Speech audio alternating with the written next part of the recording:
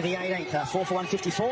We saw it with Nick Maddison return. तो big bash में आज कप्तान ने जो है वो रिजवान को बाहर बुला दिया कि उसने कहा भाई बस हो गया अब। तो ये हमारी जो परफॉर्मेंस है बिग बैश में वो तो बहुत शर्मिंदा करा रही है यार।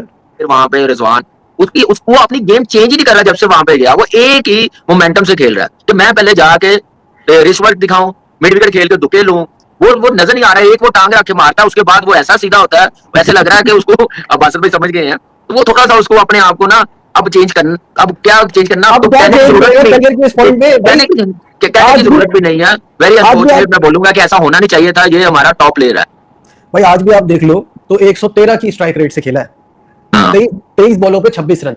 तो प्रॉब्लम तो वही है ना जो हमारे साथ हो रही है। वो तो उनकी मेहरबानी कि वो बाबर को बाहर नहीं बुलाते तो हमें और शर्मिंदगी हो जाती है कि अगर बाबर को किसी मैच में बुला लेते बाहर, क्योंकि इतने बड़े बड़े नाम है दुनिया के ये, और ये उनके हिसाब से तो नहीं चल रहे ना। उनके लिए तो ये 42 बॉल 50 हार के बराबर है, उनको चाहिए ही नहीं ऐसा। वो आज देख ले हार गए फिर भी डीएल की वजह से।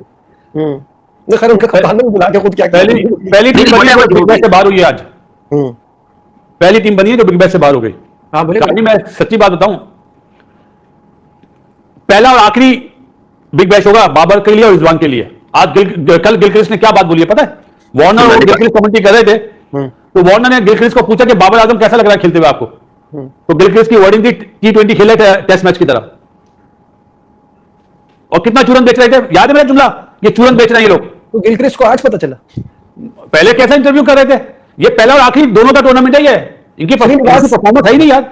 इतना वो क्वालिटी नहीं है यार। माफी के साथ एशिया में खेल जाए, लेकिन ऑस्ट्रेलिया में सवाल से पहले पाकिस्तान टीम में अगर कोई एक बंदा मुझसे बोले ना, एक तो छोड़ चुका है, सही है, इसकी तो अब मैं बात ही नहीं करता। एट द मोमेंट एक साइम अयूब है जो इन दोनों से ज्यादा सूटेबल है ऑस्ट्रेलिया में, क्योंकि वो कट पुल मारता है। इन्हें ये नहीं पता कि यहाँ पे कट पुल मारने हमें प्रैक्टिस करनी है। ये तो सीधा जाना है सीधा।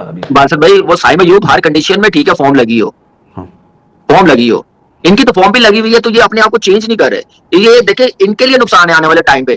बीबीएल कभी भी नहीं फिर लेगा इनको जब तक ये पहला आखिरी है। अब वो मिस्टेक इनकी वजह से ना और अच्छे प्लेयर भी मारे जाएंगे। अब यार मैं आपको एक बात बताऊं, चले मैं नाम नहीं लेता, एक पाकिस्तान का ना बड़ा नाम, वो पता क्या कह रहा था कि इन्होंने बेवकूफी की है वहां जाके।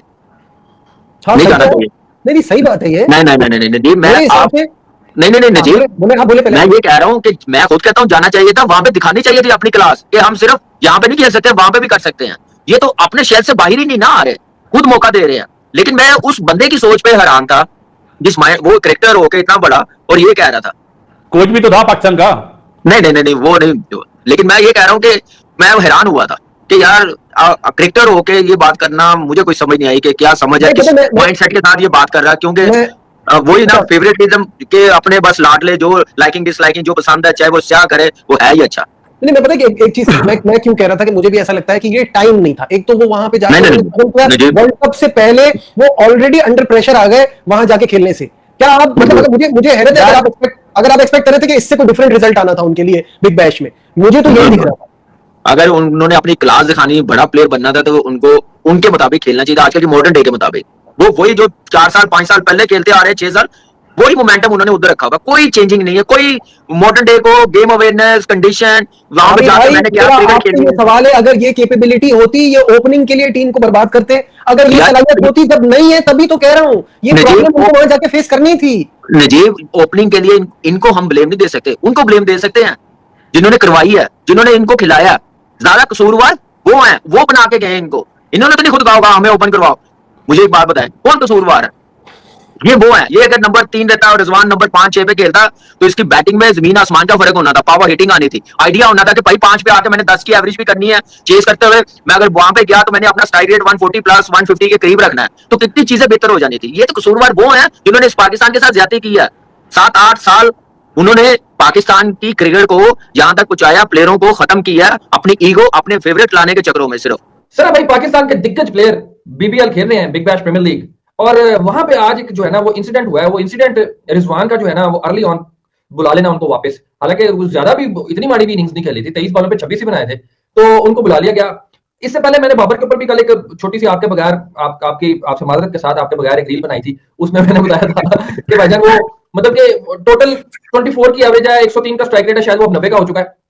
तो मतलब बैट्समैनिंग पॉइंट ऑफ व्यू से बैट्समैनों ने तो हमें बहुत ही मायूस किया यार। अब इतना जब आपको सर आंखों में बिठाया जाएगा, वहां पे आपके लिए ऑलरेडी चीजें बुक होंगी, एक हाई क्रिएट होगी, और फिर वहां पे ऐसे रिजल्ट, यार ये तो शेयर एम्बैरेसिंग नहीं है पाकिस्तानी क्रिकेट के लिए। हो सकता है कि मैं अब ये अज्यूम कर सकता हूँ कि नेक्स्ट आने वाले जो बिग बैश के होंगे सीजन, उनमें सवाए एक दो खिलाड़ियों के, जिस तरह हारिस है, लीडिंग विकेट टेकर है, शादाब अच्छा खेल के आया, इनकी जरूर चांस बनेगा। बैट्समैनों के लिए तो मुझे नहीं लगता कोई चांस बनता नजर आ रहा। हारिस सेकंड है, आज नंबर 2 पे आ चुका है वो। असल में ना शुएब भाई, पाकिस्तानी बल्लेबाज ऑस्ट्रेलियन कंडीशन में कैसा खेल सकते हैं वो हमारे सोच में था, बट ये कुछ ज्यादा उस लेवल से नीचे खेले हैं बाबर रिजवान दोनों, और दोनों पाकिस्तान के बड़े बल्लेबाज हैं। इसमें दो बातें हैं, एक ये कि क्या बाबर रिजवान ही उस कंडीशन के लिए बेस्ट थे इसलिए बिग बैश ने लिया। मुझे लगता है कि साइम अच्छा नहीं खेल रहे टी20, बट शायद ऑस्ट्रेलियन कंडीशन में थोड़ा बेहतर खेले। साबजा फरहान, ये वो दो प्लेयर थे जो बेहतर खेल सकते थे ऑस्ट्रेलियन कंडीशन में। उनको मतलब मैं ये नहीं कह रहा साढ़े आजमा का दिखाओ देखो, मैं ये नहीं कह रहा, बट वैसे मुझे लगता है कि कंडीशन वाइज मैटर कर रहा होता है। एशियन कंडीशन में बाबर रिजवान बेहतर खेलते, वहां पे यहाँ पे आके शायद गोरे भी चंगा खेलते। प्रॉब्लम ये है कि वो they are better than us. अब ऑजी जो हैं वो आपके पीएसएल में आके भी आपसे अच्छा खेलते हैं, आप उनकी बिग बैश में खेलने हैं तो वो तो मैच ही नहीं रहा, कोई मैच ही नजर नहीं आ रहा। बाबर ने 250 किए हैं, वो 250 भी वो मैच इसलिए उनकी टीम जीती है कि दूसरे रन पे खड़े दूसरे प्लेयर ने मारे 200 की स्ट्राइक रेट के साथ, ठीक है। वो 50 भी बहुत डेकोरेटेड नहीं है, ठीक है, बाबर की 50 आई है, बट वो नहीं जो बाबर की आती होती थी अच्छी स्ट्राइक रेट के साथ। वो मसला स्ट्राइक रेट भी छोड़े, पुराना बॉल वाला मामला हुआ और एडम गिलक्रिस्ट ने बोला कि थोड़ा प्रोएक्टिव होना पड़ेगा। अब रिजवान का देख ले, रिजवान बाबर दोनों सेम है। रिजवान का 101 का स्ट्राइक रेट है, इनका 104 का। रिजवान की 20 की एवरेज है, इनकी 25 की, क्योंकि एक मैच में नॉट आउट है बाबर आजम, ठीक है। बट मैं रिजवान को थोड़ा सा ऐसे ऐसे हल्का सा एक एच दूंगा कि बाबर आजम अपने नंबर पे बैटिंग करें, रिजवान कभी तीसरे पे कभी चौथे पे। अब प्रॉब्लम ये है कि वो फ्रेजर जो है वो भी ओपनर है, बट वो भी कभी तीसरे पे खेलते हैं कभी चौथे पे खेलते हैं। अब ऊपर से ब्राउन खेल रहे हैं, वो उनका मतलब अच्छा ओपनर है, और टीम दोनों के होते हुए तो नहीं रिजवान ऊपर आ सकते। जब फ्रेजर नहीं आ रहे रिजवान भी नहीं आएंगे, सो दोनों तीसरे चौथे को एक्सचेंज कर रहे हैं। बट आज के दिन ऑफ कोर्स रिजवान भी सोचे होंगे कि यार 23 पे 26 नहीं बनता, जबकि उनके साथ में खड़े हसन खान 23 पे 36 बना के खड़े थे। वो 140 के स्ट्राइक रेट के साथ बैटिंग की है। तो ऑफ कोर्स आज देखे ना 152 बॉलों के बाद रिजवान का पहला छक्का बिग बैश में। प्लेयर मैं मेंटली तौर पे मैं समझता हूं टी20 फॉर्मेट में, शायद वो टी20 फॉर्मेट में सिर्फ बाबर के हवाले से मैं बात कर रहा हूं, मैं थोड़ा सा रिजवान को एज देता होता हूं। बट आज बहुत ही वो फीका खेले हैं, पहले भी फीका ही मतलब खेले बिग बैश में, कोई एक बड़ी तूफानी इनिंग नहीं खेली है। सो अब उनको दोनों को सोचना है, बाबर को भी और रिजवान को भी, कि यार मतलब इधर वे इस तरफ या उस तरफ, यानी ये इनके लिए ना जैसे बोलते हैं डू एंड डाई वाली सिचुएशन रहेगी जो बाकी मैचेस हैं।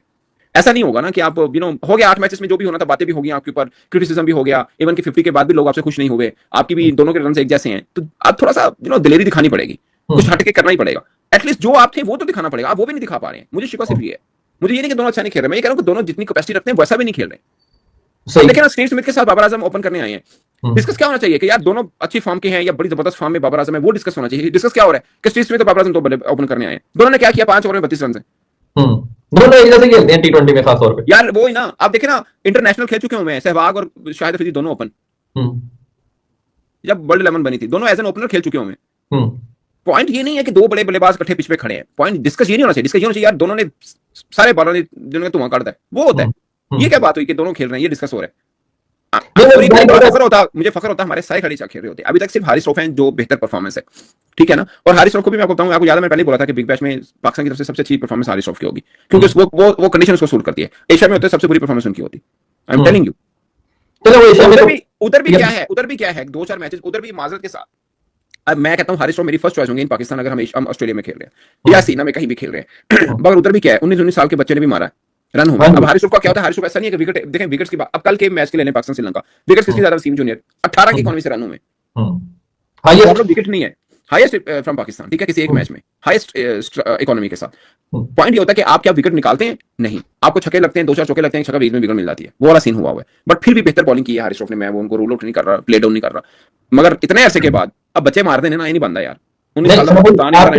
वो अंडर 19 वाली बात भी मैं बाय कर लेता हूँ, इनकी रिजवान की और बाबर की भी बाय कर लेता हूँ। बट ये जो छाप है आने वाले सीजन्स के अंदर जो बैटर्स हमारे इंक्लूड होंगे, जिस तरह आपने नाम किया, सैम का नाम लिया या साबजा फरहान का नाम लिया, या अगर आगे आके ख्वाजा नाफे आ जाता है या कोई आगे, नो वन नोज ना कि कौन कितना शाइन कर जाए और कितना आगे जाके खेले, ठीक है। तो उनके लिए प्रॉब्लमेटिक होगा ये इस तरह से खेलना, या ये इंडिविजुअल तक ही होता है कि नहीं यार ठीक है बस ये इन्होंने परफॉर्म किया, इसका मतलब ये थोड़ी पूरी टीम ही ऐसी है। देखिए इससे पहले उन्होंने आसिफ अली को भी लिया था पिछले बिग बैश में, वो भी नहीं कर पाए थे। फहीम अशरफ भी थे, वो भी अच्छा। पाकिस्तान अभी तक बिग बैश का उठा के तो देखिए 2 ही खिलाड़ी जिन्होंने किया है, एक यासिर अरफात ऑलराउंडर इंग्लैंड में जो रहते हैं, दूसरा राना रिजुल हसन, तीसरा ये हारिस रऊफ कह लें आप, मतलब हमारे बॉलर भी कर सकते हैं वहां पे, बॉलर बैट्समैन तो अभी तक किसी ने किया है। बिग बैश लीग में एक वाकया हुआ, मोहम्मद रिजवान बैटिंग कर रहे थे, उनके कप्तान ने उन्हें बुला लिया। अब बात करते हैं मोहम्मद रिजवान की। तो भाई इन लोगों ने अपना मजाक खुद उड़वाया है, जिस तरह की पीआर कैंपेन्स, बड़े बड़े कैंपेन्स, ऑस्ट्रेलियंस का भी कसूर है कि जब वो उतने बड़े प्लेयर नहीं है। अब Sydney sixes king is arrive, Rizwan के बारे में इतना बड़ा चढ़ा के बताना, और स्पेशली बाबर आजम के बारे में। आज आपको पता है क्या हुआ है? आज मोहम्मद रिजवान को रिटायर्ड हर्ट किया गया है। ये एक शर्मिंदगी की बात है ना, एक कंट्री के प्लेयर के लिए, और उस प्लेयर के लिए बहुत शर्मिंदगी की बात है। पर शर्मिंदगी की बात उसके लिए इस वजह से होनी चाहिए कि भाई मैं T20 लीग खेल रहा हूँ और इस लीग में मेरा सबसे लोएस्ट स्ट्राइक रेट है। बिग बैश के सीजन का सबसे lowest strike rate Mohammad Rizwan का है, फिर हेनरिक्स का है, फिर बाबर आजम का है। मैं बिग बैश वालों से सवाल पूछता हूँ यार, ये जिनको आप कह रहे हो किंग अराइव, किंग है, खबरें लिख रहे हो, आर्टिकल लिख रहे हो, फैन से पैसे कमा रहे हो, fair enough, but look at the performances यार। क्या आप अगले सीजन में या अभी आप mid of the season fans को बोल सकते हो मतलब कि Babar is this end date, कि जबकि तीसरे नंबर का उसका 107 का मेरा हाल है स्ट्राइक रेट है इस सीजन का, और परफॉर्मेंस आप देख लो 250 है, अच्छी है, उनकी टीम जीत रही है, बट वो जो एक इंपैक्ट होता है ना, जो एक ऑन करना होता है ना छोटे से केमियों को, वो वाला बाबर आजम की तरफ से नहीं हो रहा। तो ये बिग बैश वालों का कसूर है कि भाई इन्होंने ये जो सारी ड्रामेबाजियां इनके साथ की, तो मैं तो इस पे बिग बैश वालों का ही कसूर ठहराऊंगा।